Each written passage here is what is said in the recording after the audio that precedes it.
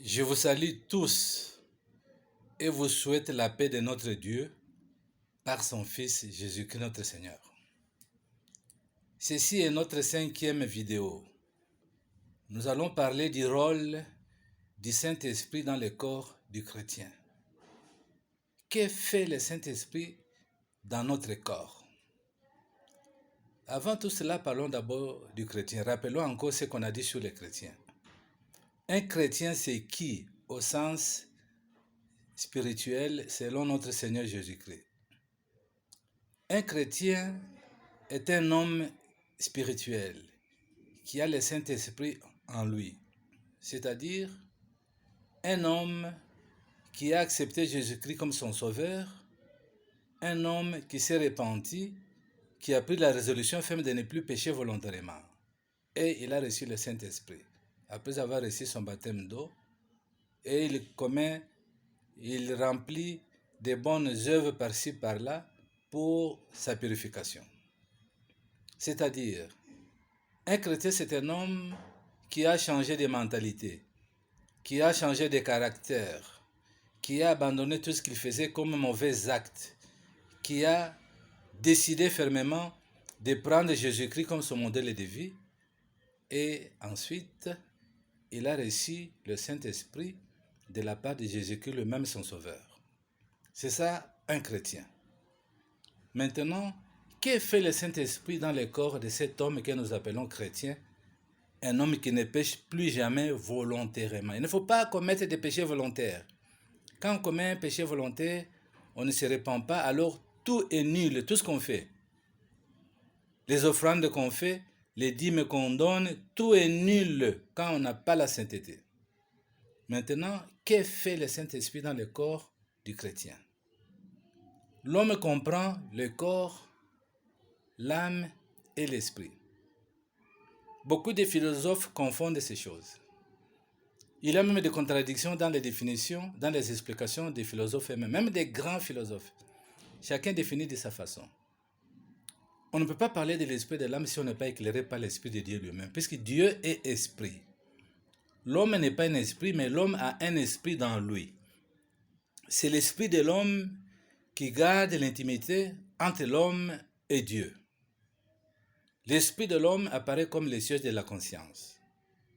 L'esprit de l'homme connaît la loi de Dieu, sauf il n'a pas la force d'influencer l'âme et le corps. Dans un entretien avec des jeunes étudiants philosophes, on avait abordé ce sujet. Chacun avait défini l'âme et l'esprit de sa façon. Il y en a qui disaient que voilà, il n'y a pas de différence. L'âme c'est l'esprit c'est l'âme, sauf le corps. Et puis par la suite, ils m'ont demandé, et vous, papa, vous dites quoi? Moi, quand je parle de ces choses, je vais prendre l'exemple de la mue d'un serpent. Quand un serpent doit enlever sa peau. C'est l'exemple que j'ai toujours donné. Même plus tard, lorsque nous allons parler de l'au-delà, lorsque nous allons essayer d'expliquer comment les gens sont classés dans l'au-delà selon ce que le Seigneur nous a révélé, j'aborderai encore cet exemple de la mue d'un serpent. Le serpent enlève sa vieille peau. Quand on voit la peau, le serpent n'est plus là, il est parti. Quand on voit la peau, on reconnaît le serpent. On sait, ah, ça c'est la peau du python. Et puis quand on enlève la peau, le python réapparaît, il est tout neuf et il part.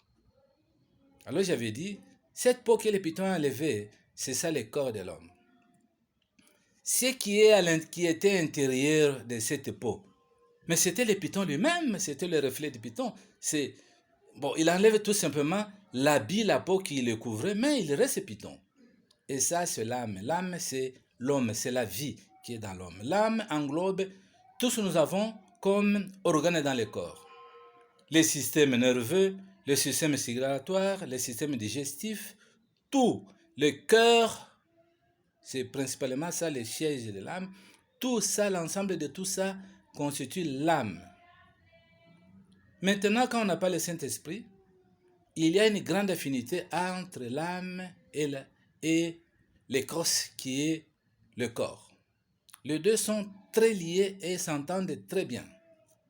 Quand on n'a pas le Saint-Esprit, l'âme et le corps s'unissent pour isoler l'esprit. Maintenant, l'esprit de l'homme qui connaît la loi de Dieu, qui sait que ça c'est le bien et ça c'est le mal, se retrouve isolé. Alors il n'a pas la force d'influencer les deux, c'est-à-dire l'âme et le corps. Vous pouvez lire la lettre de Paul aux Romains, le chapitre 7, à partir du verset 14 jusqu'à la fin. Vous allez voir comment Paul est tenté d'expliquer.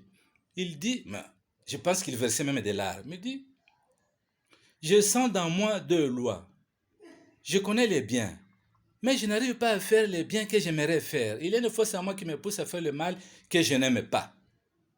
Pourquoi il a dit ça? C'est puisque il parlait, c'est-à-dire il se mettait dans la peau des Romains. C'est-à-dire, quand on n'a pas le Saint-Esprit, l'âme et le corps s'unissent pour isoler l'esprit qui connaît la loi de Dieu. Alors l'esprit ne peut plus imposer ce qu'il connaît. Non. L'âme s'impose et le corps, ils le font. Maintenant, quand on reçoit le Saint-Esprit, qu'est-ce qui arrive? Quand on reçoit le Saint-Esprit, Jean-Baptiste avait parlé du baptême du Saint-Esprit et de feu. Le Saint-Esprit entre dans le corps. Il casse l'affinité entre l'âme et votre corps. Il prend le corps, il prend l'âme plutôt, il le relie à l'esprit. Et le Saint-Esprit brûle par son feu tous les liens qui existaient entre l'âme et le corps. Maintenant, le Saint-Esprit isole le corps. Le corps maintenant se trouve isolé. L'âme est rattachée à l'esprit. Et le Saint-Esprit est là. Maintenant, l'homme devient comment? L'homme comprend maintenant son corps qui est isolé. Seul maintenant, il comprend son âme et son esprit qui sont liés grâce par la force du Saint-Esprit. Et l'homme a aussi le Saint-Esprit. Alors il devient un homme spirituel qui a le Saint-Esprit en lui. Maintenant, le corps n'aura plus d'emprise sur l'homme.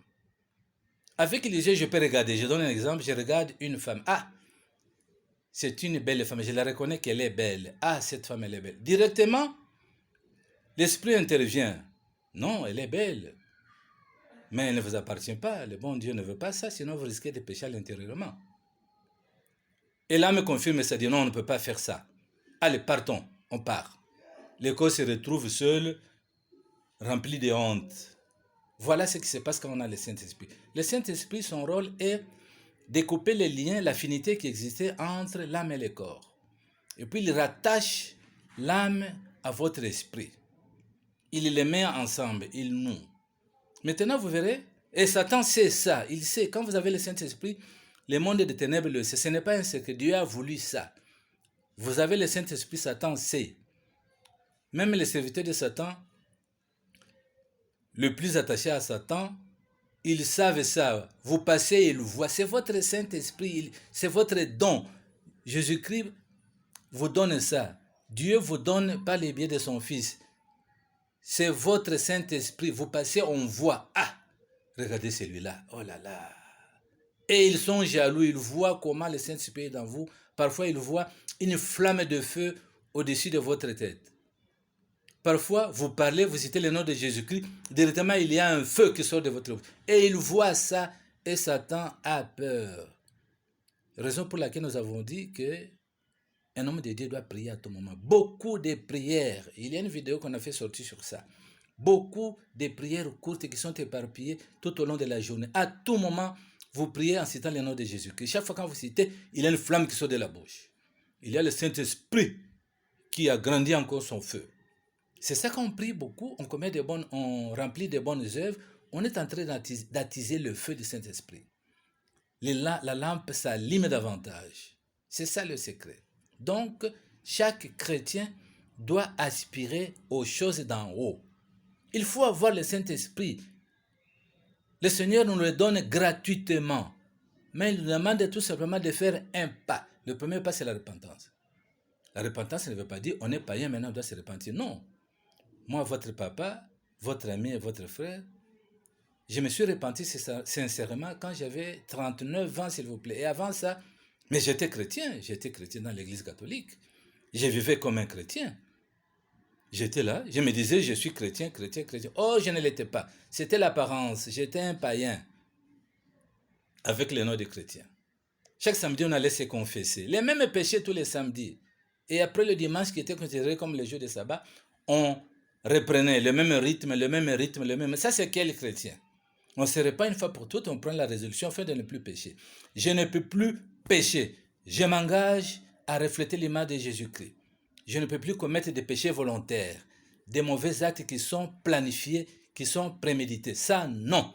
Je ne peux plus le faire. S'il m'arrive de le faire, compte tenu de certaines circonstances, parfois indépendantes de ma volonté, je suis obligé de les commettre. Alors, je dois me repentir de nouveau. Je dois me repentir avec larmes. Maintenant, ça dépendra de vous-même. S'il faut jeûner, je peux jeûner, je m'agenouille et je pleure sous la croix de Jésus-Christ. Je lui demande pardon. Je lui explique les circonstances qui m'ont poussé à commettre cet acte. Il est plein de miséricorde, il va vous pardonner. Au besoin, j'en parle à mon bishop à l'église, je parle à mon curé, je parle à mon prêtre et je me confesse. Plus tard, on va parler des prêtres et des pasteurs, on va parler des serviteurs de Dieu. Vous me suivrez, je suis sûr. Alors, chers amis, il ne faut pas oublier le rôle du Saint-Esprit.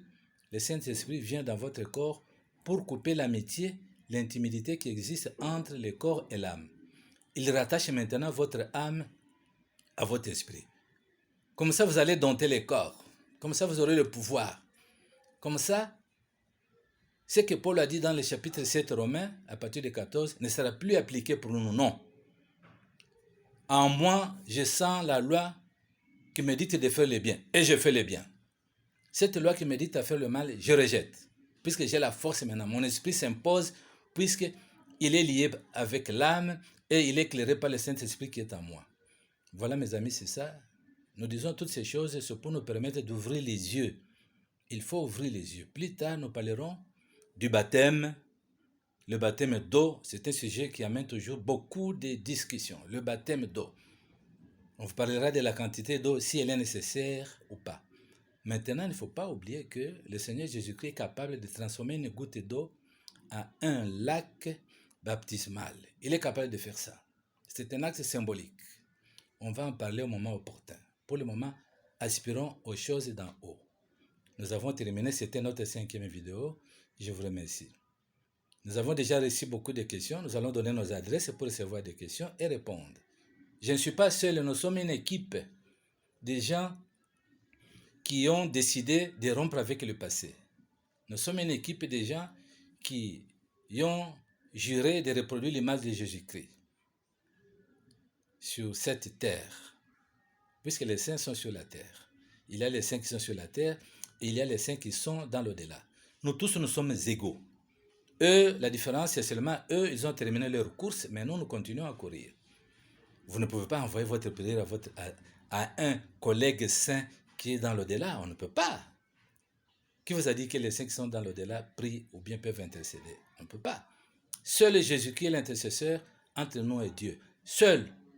Aucune sainte, aucun saint. On ne peut pas non plus envoyer ces prières aux anges. Les anges sont des ouvriers. Vous, quand vous avez le Saint-Esprit, vous êtes fils, vous êtes fille de votre Père. Les anges n'ont pas le Saint-Esprit en eux. Jésus-Christ est venu pour nous racheter, nous, ses frères, nous, les hommes. Quand Jésus-Christ est venu sur la terre, il n'a pas pris l'allure d'un ange, non. Il était 100% homme comme vous et moi, et 100% Dieu. Tout ce que nous sentons, il sentait.